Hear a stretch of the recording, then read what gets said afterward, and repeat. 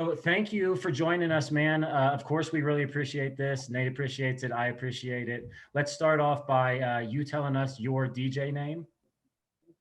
My name is Zalkemist. That is alchemist with a Z on it. Okay. Uh, yeah. All right, cool. So, and how did you come up with that name, or when did you start going by that name? Um, I mean, shit. It kind of just like it kind of stuck. I used to joke around and call myself that, and a buddy of mine just like he just called me Young Zal, or he'll call me Yeah, you Z. know that's how a lot of nicknames happen, man. Yeah, so it's like it stuck. It Yeah, stuck, and yeah, for sure. yeah. And you've been going by that like for how long now with your music career? Uh, um, okay, well, I mean, I started producing when I was like 12, 12 years old. I got into Ableton, but before Ableton, I DJed on like a Newmark NS7, and that's like a little like controller turntable that you work off of. Like it's like a turntable, but you also use your computer with it. Oh yeah. So it was like, yeah, it was a good way for me to like learn the ropes of what BPM was and all this sort of stuff.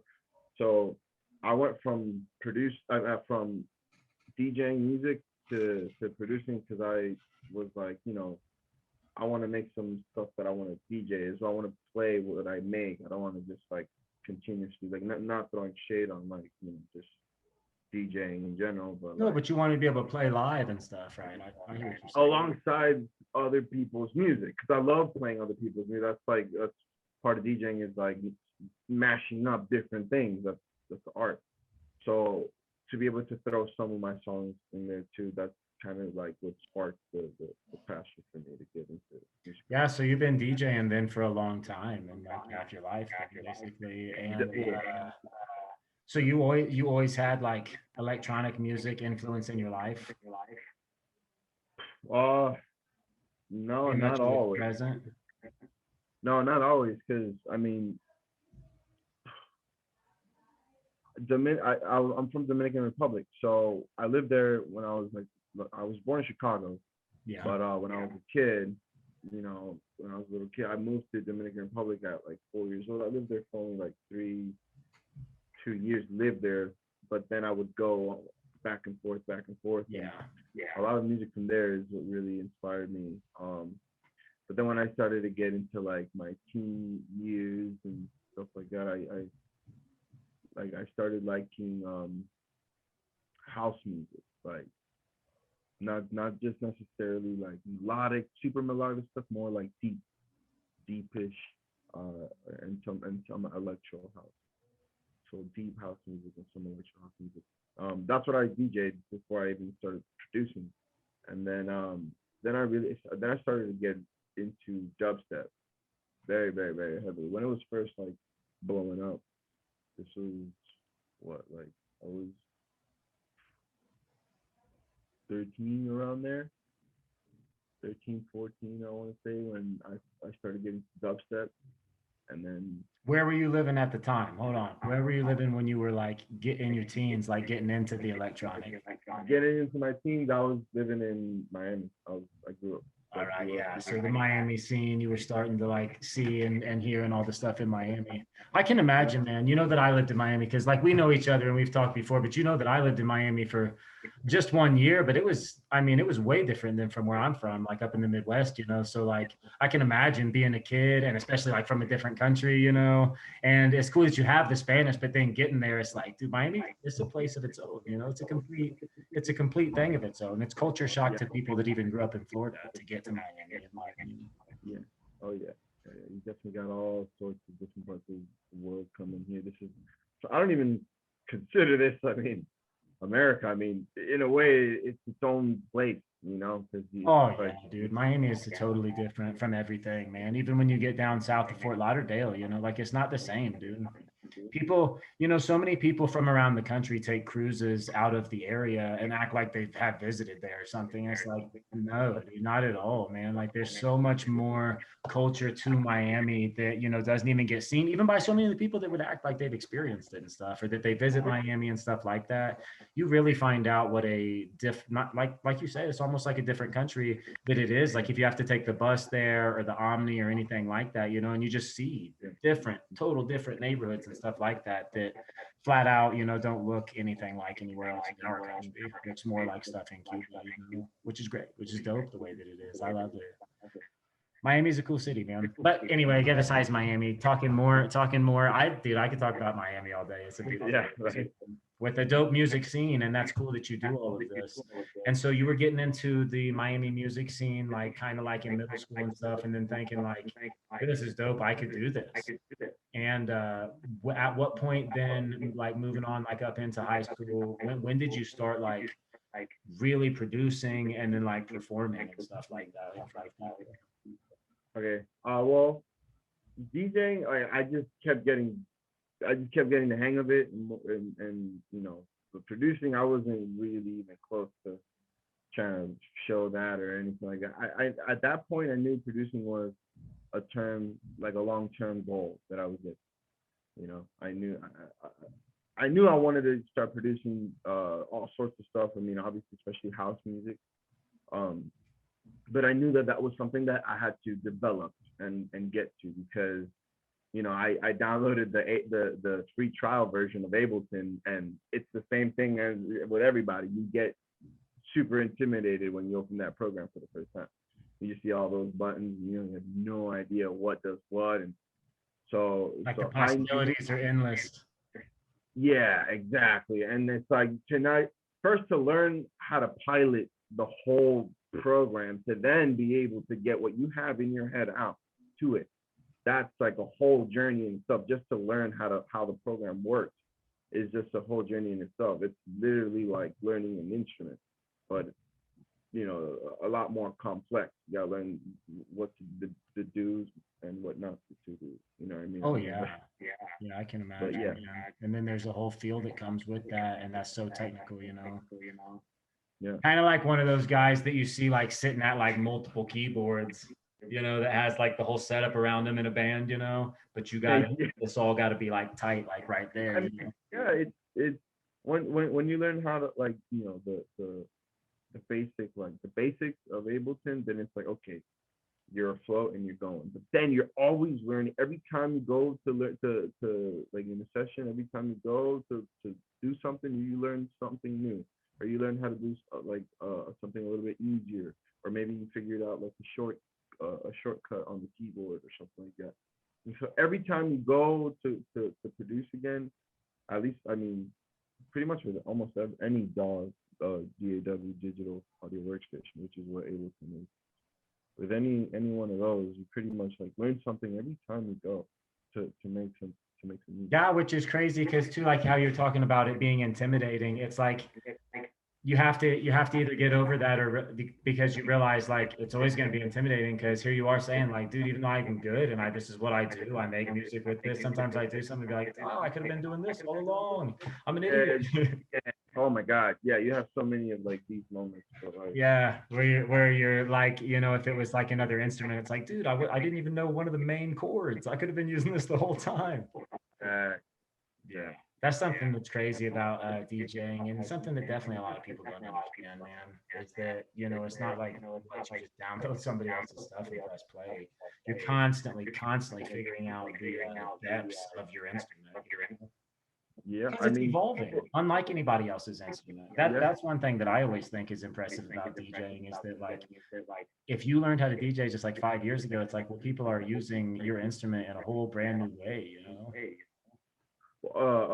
You mean producing? DJing, remember, DJing is when you're playing, like you're at a party, you're playing, making your stuff. If you're making your stuff, I mean, yeah, that's the best. Because then it's like people, you know, whole new systems and new things, and other people learn new things and how to mash up new things together, and then the next thing you know, it's like, dang, dude, they're doing something totally different yet very similar, you know. Yeah, for me, and like I said, like for me, I knew that production was something that was more long term, something I could develop. So like, yeah, I would DJ at like house parties, you know, and that's pretty much that was pretty much my bread and butter was house. Cause out here, Miami, the house parties aren't just regular house. I'm talking like mansion. Oh I'm yeah. talking, yeah, like bayfront, like And the bayside, competition is like, steep. You can't come huh? the competition's steep too, because like there's so many house DJs. Oh yeah, absolutely. It's really at that point. I mean, the, the thing about Miami is that you gotta you can either have circles that like will allow you to like play at these mansions, play here, play there. It's obviously who you know. That goes anywhere. That's like that's anywhere. But that does play a big role as who you know out here. But I mean, aside from who you know, it's about like it's about placement, where you go, where you can go, where you know that there's like shit popping off. If you go to the right places out here and you get a spot, obviously you're gonna be playing for free. That's something that you gotta accept. Yeah. But not for too long, obviously. You gotta know when to cut it and be like, when you're dealing with these people out here, you gotta give them at least like 2 or 3 like weekends where you're playing with them. You're gonna be playing for them, and Hmm. you're filling in some hours before the headliner comes in. You're gonna be opening up this for that person and Where whatnot. where is one of your favorite places that you ever played at? My favorite places that I Yeah, favorite places that you played at that you've like in Miami or otherwise. uh I mean like little Wynwood is really fun to play in because obviously it's not like you don't get like huge stadium like places to play, but you, you get these little boiler rooms, man, that they freaking pop off, man. Yeah. Oh my god! And that area down there has all these little spots that like people go and they go bar hopping and stuff like that. But these a lot of these little bars they have like little rooms with that, and that's what I'm saying. And some of these rooms they'll expand to like 3 or 4 different like one room's playing reggaeton, the other room's playing freaking like dubstep, and there's always the freaking deep house room where all the sexy shit is going on. Like all There's the always a deep house room in any yeah spot. yeah. So No, I those mean yeah places are so cool. I'm glad that you bring up those places, man, because when you have places like that that are already saying out front, like, yeah, we got some different types of music going on, the type of people that enter are like so much more accepting. And that's what you're saying, like they're getting down, like because when they come into the room, that's what they already want to do. They're here to party. So they give the performer a chance, in a way that like maybe you don't always every venue you go into, but they enter those type of venues to be like, yo, who's ever playing here? Like, let's get down, like automatic, and bounce back and forth between the rooms and support everybody. You know what I mean? yeah Those are good places. Those are good places. yeah yeah. I mean yeah, you get especially during music weeks, man. That's when you really see a lot of these like up and coming producer, up and coming artists that otherwise it's harder for them to get like more of a successful crowd, because there's always people like there's people looking for things to do out here all the time, but like especially during music week, right? And then when you can't get into like the concert that you wanted to get into or whatever, you settle for whatever Central or something like that. You know what I mean? A spot where it still pops off. You know Yeah. what I'm saying? It still pops off. Oh So yeah. so Sometimes those are the best parties anyway, man, because you have no those end up becoming the nights that you actually like really remember, and you end up yeah, because people have already let go anyway. And that's really cool. And like that's what we're doing here with this Blesstingz thing is like really kind of just trying to help stuff exactly like that, but in an online like community, where we're saying like we understand that's where the party's at. You got to go to the bottom deck of the Titanic to learn how to dance anyway. We all know that. You know what I mean? Like, yeah, those are where the parties are at anyway. Not where people have made this big plan at this evening that they want to have, but when they just give over to the idea that like, yo, these people are getting down over here. Let's go see what they're about, you know? And the next thing you know, you're like, dude, that place was sick. Yeah, man. So I want to talk to you too about like I know that you've moved around and like we was talking about like obviously living in DR and stuff and like that. This type of stuff is always super fascinating to me, man, because I get to travel. I'm lucky to travel myself, you know, and get to meet people and talk to people like all over our country anyway. But so you lived in DR and you lived in Miami, and that's where you're living in Miami now. And you say you lived in Chicago, like when you were a kid. Like, do you feel like you have like, do you feel like when you're out and about, you're like, well, I'm Chicago boy or something, or do you feel like Miami? Well, Do you have like a I'm, heart for Chicago? Chicago always has a deep place in my heart because even though I wasn't raised in Chicago, I still have memories, like good memories from there. You know what I'm saying? I lived in Lake Point Tower, right in front of Navy Pier. I'll never forget how awesome it was to go down there, over there as a kid, you know, and I just had very, you know, it's stuff that, you know, when you're a kid, you don't really remember 100% of everything that, you know, that Well, and happened. then things change, you know, and you didn't know you were supposed to be taking it down. You didn't know you were Yeah, supposed to be like remembering everything so intensely because then things change, you know, when you're a kid and you don't really care. exactly. I thought Lake Point Tower was gonna be I thought that was gonna be our spot forever, right? Yeah, So you don't know that these events come to play when you're a kid. So yeah, no, I ended up. I will one day though go back and I'm saying like get property there one day. Chicago. Yeah, yeah, I will get property there one day. Dude. The same Always spot. the So first time I'm thinking trying to see if I can get the same place that I grew up at, the same apartment, because it was my old man. You know, he used to play baseball for Chicago, and he had there was three apartments that he like broke all three of them to make the our Oh, so yeah, I'm trying to do the same thing dude. when That would be so sick, you know, if that works out for you because of the it's not only a comeuppance in your life, like that's a dope spot in Chicago, but then it's like nostalgic too, you know, and it's like things come full circle. But of course. you've lived some other places too, though. Yeah. So, well, because my dad, he was an athlete, so he moved around. Yeah, with Um, trades and stuff and signings and stuff like that. so we lived in Baltimore. Um, we lived in Texas. Um, and we lived, that's I mean Baltimore, Texas, Chicago.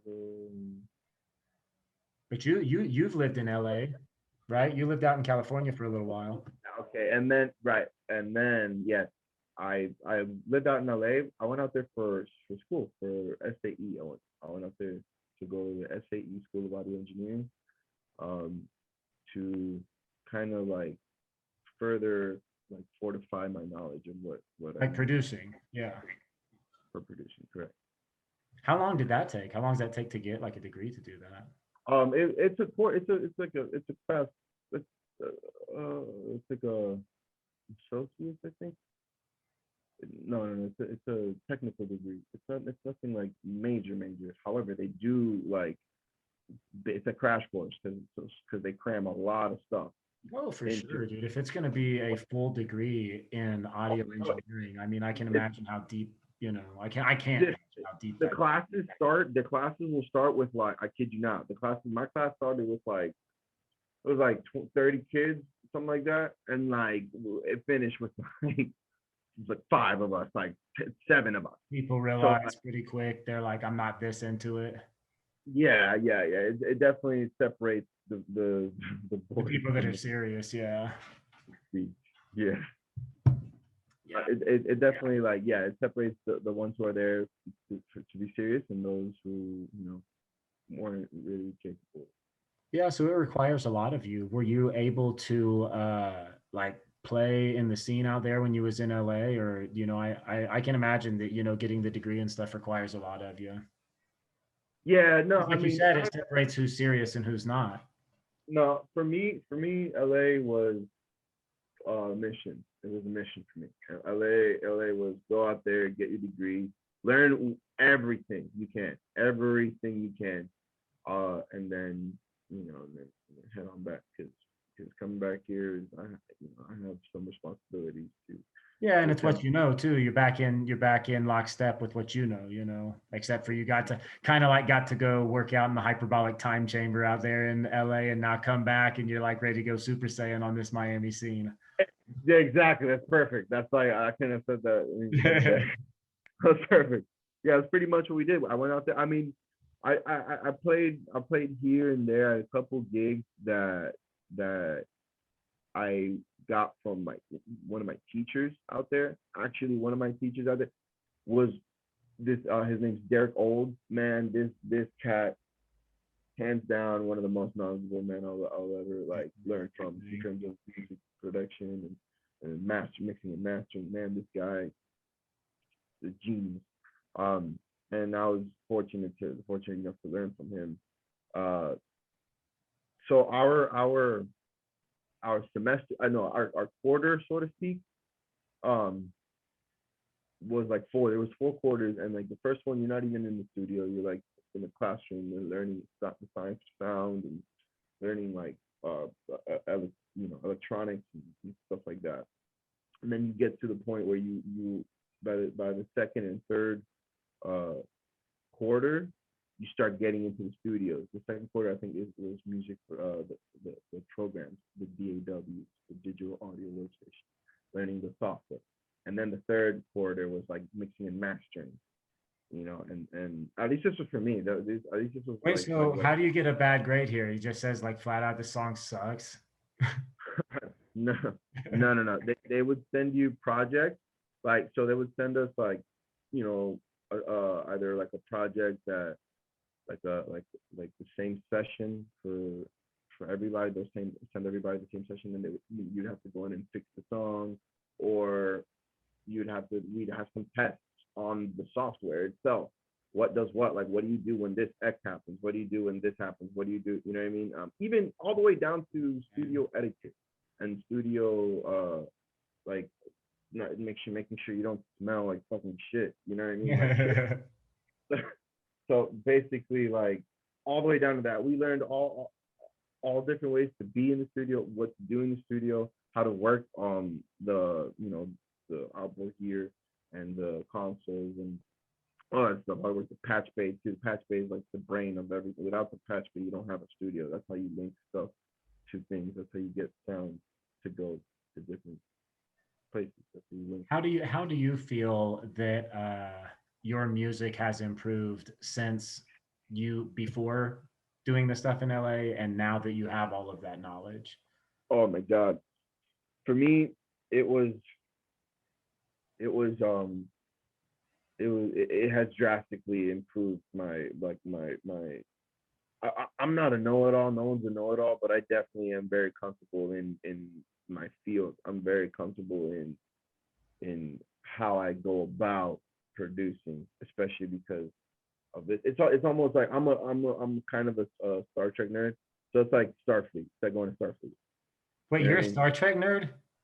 Oh yeah, absolutely. Dude, I didn't know that about you this whole time. I love Star Trek. I'm a Oh, Star Trek nerd. absolutely, dude. It's like going to Starfleet Academy, right? I think it's Yeah. called. It's like going to Starfleet Academy that in San Francisco, is that what you mean? No, yeah. that one. And yeah. I love that too, but I know exactly what you mean. Like you feel so much more legitimate for having done it, and like how you were saying that it separates those that really want to take it serious or don't. That's like when you come out of it with those people that graduate, it's like, look, we learned this forwards and backwards. But like you were saying about how it makes you comfortable, I mean, I can imagine the freedom to create when you're comfortable. I mean, that's got to be huge. Yeah, I definitely like. I see this now. I see Ableton. That's the program. I'm Pro Tools certified. I don't. I mean, Logic and pretty much a DAW is a DAW. If you know what you're doing, they all do the same freaking thing. I think though Pro Tools does have a better recording engine. That's why it's like Yeah. For like to record stuff, like through a microphone, it has the best engine. But I personally, I put my little touch in when I work on Ableton. I know what I'm doing enough to get the sound to where I want it. Yeah, that's sick, man, to be able to be like have all of that knowledge of it. And so then what you would recommend that people go ahead and get Yeah, there if they're I able was to? gonna say I see it like an instrument. It's literally like an instrument to me. Like I know now what I can get creative in a way that really makes me confident that I will get what's in my head into the computer. So I can just mostly like rely now on my creativity rather than like, oh wait, that's right. This work, you know what I mean? Sometimes you get limited by your knowledge of the program. Yeah, and So then I think that people, without even realizing that that's happening, let the program control their creativity because they look at it and they're like, oh, well, this does this and this does this, so I guess I could do this, instead of thinking like, I know what is at the possibilities, and like you said, let me yeah, plug myself into that. yeah. I'm at a point where I can sing something or mumble something in my head and create it in put it in. Yeah, man, that's awesome, and I'm sure that that's a great feeling. So then let's talk about new projects, like what you're doing now, what you're working on now, or else like what do you got like upcoming? Like, are you releasing something? Yeah. Well, actually, in about 2 weeks, we got two songs coming out. And when I say we, I say my freaking partner in crime, Iboga. So I'm Zalkemist and Iboga. He's he's uh, uh, he's like this old friend of mine from like a long, long time ago. Uh, Pretty much, I met him when I was like 13, around there. Dang. And we would just bounce ideas off of each other, and just do our magic Yeah, so on he's a Ableton. longtime friend of yours, and that- you guys are releasing like a new, what'd you say, a couple songs here, two songs, Two songs in a like couple two in weeks. about 2 weeks, but we got some EPs coming out that I need you guys to stay tuned for. It's pretty much like dumps of all of my old stuff that's Oh, and been it's gonna be sitting. enough. It's gonna be enough for multiple EPs. Pretty much, yeah. We might be releasing like three or four, maybe more. You know? So Oh yeah, I we'll need see. some more, dude. We'll I see was what's just trying to coming up. listen. I was just trying to listen to it while I was running earlier. While I was running, getting ready for the interview and getting ready for stuff. I Yeah, I found just a couple of you guys' songs on iTunes, and thank you. because I just Yeah, listen, I always like throw on iTunes when I'm running. But I also got a new phone, so I hardly have anything downloaded. yeah. Yeah, I just got this new phone a couple weeks ago, and then I broke my pinky just a couple weeks ago too. Oh my God. And so like how when you're driving, you hold it on your pinky. You know what I mean? So like, dude, I'm just neglecting doing a lot of things on my phone lately. My pinky's fine. For the general audience, I will live. Okay. but Yeah. but so I just only had iTunes on there like so far because I had just got this phone and all that's like hooked up and stuff. So I was like, well, I'll go ahead and put some on. And yeah, man, if you guys come out with a couple full albums, like that'd be great. Exactly for what I was doing. I needed about a half-hour playlist, you know?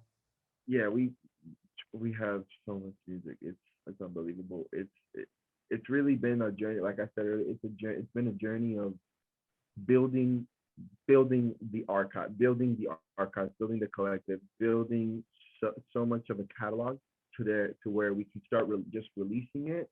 And in that, as we're keeping you guys, just giving you guys content. Yeah. As we're doing that, we're creating more, so we can keep a consistent flow for y'all. Yeah, for sure, man. And it's great to always have the vision and to now finally see this like coming to fruition, because it's like you go back to being 13 and thinking like I just want to build a catalog and stuff. And then you realize like the marathon continues and here you are, you know what I mean? And that's really cool. And we have, okay, so well, I guess that's about all we'll say like about the music, man. I really appreciate you with that. And I have a couple questions that we ask everybody on these interviews, and I want to make sure that I get this right. So, I know one other thing that I wanted to ask you before I let you go. In regards to this last year with COVID and everything, how has that impacted your career? Just were you in the midst of performing when that happened or anything? And then Yeah, I was. I was like getting in the groove of like playing at a bunch of like especially Central there for a little bit. I was playing at Central, and yeah, when COVID hit, it was definitely a hit, man. everything closed. I mean, I work in the concert industry on and off for the last like 8 years, man. Like it was Absolutely. devastating to anybody that's an artist, and it's another reason why we love to get this Blesstingz thing started, to help people out. But I'm sure, yeah, you're performing and then it's just over. It was definitely like a blow, but I'll tell you what though, like it's something that I'm kind of because of my workflow, I'm definitely designed for this kind of pause, because as in the industry, this kind of pause in the industry, because in the meantime I'm just making music, putting projects together, so that things do come back to normal, which they are, boom, we're hitting you guys with EPs, albums, singles here and there, back to back, back to back. So stay tuned. That's sick, man. That's super exciting. And I'm glad that so many people were able to take this time and do something like that and create some more art or just get their, we're also worked and exhausted by the world. We got a little break, to get our thoughts collected and say like, if things come back to normal, I think I know what I'm about to do, and that's so cool to see people being like, hey, it's coming back and we're ready to do those things that we talked about. Cause it sucks to see people get bulldozed by life and frustrated with those things. And now we see a lot of people coming back. So that's really cool. And that's really exciting that, that you got stuff coming out and that a lot of other artists are able to feel the same way. But we just want to I'll ask you these last couple questions and then I'll let you go, man. Like I said, we really appreciate you doing this. Appreciate the time, man, always. So one is, what is something that you're grateful for? Just in general at this moment. What is something that I'm grateful for right now? Right now, I'm very, very, very, very, very, very grateful for the fact that I'm able to do what I love, period. The fact that I'm able to, like express myself in such a form that is music, just some people, that like that's even a form of prayer. Some people say it's a form of prayer. It can be a form of prayer, a form of meditation, whatever you want to call it. But for me, that in itself, just the ability to be able to like reach into my soul, into myself, and like pull out whatever it is I'm feeling into something sonic that you can actually press play on. Just the ability to do that, I'm very thankful for that. Just it's beyond my comprehension how. Yeah, that's super sick, man. And I'm glad that you can, feel lucky to do that. And I'm so glad, obviously, for a million and one reasons that the world is coming back to normal. But for things like this, the people that make art are going to be able to go back to sharing it with people that enjoy it, And then one last thing is, what is a piece of advice that you would give somebody? Everybody love everybody. Say my bro. Yeah, everybody love everybody. Just love each other, man, because we only got this one life. I know what you mean, man. We only got this one life in this one world that we got to share anyway. So don't be a dick. What's the point, Yeah. Well, like I said, man, thank you so much for doing this and stuff and giving us your time. And we'll definitely look forward to it, especially if you're going to be dropping multiple EPs, man. Like that's going to be awesome. So we'll stay tuned with that, and we'll plug everything you got on the website, man. So thank you. Talk later, bud. Take it easy. Yeah. Peace.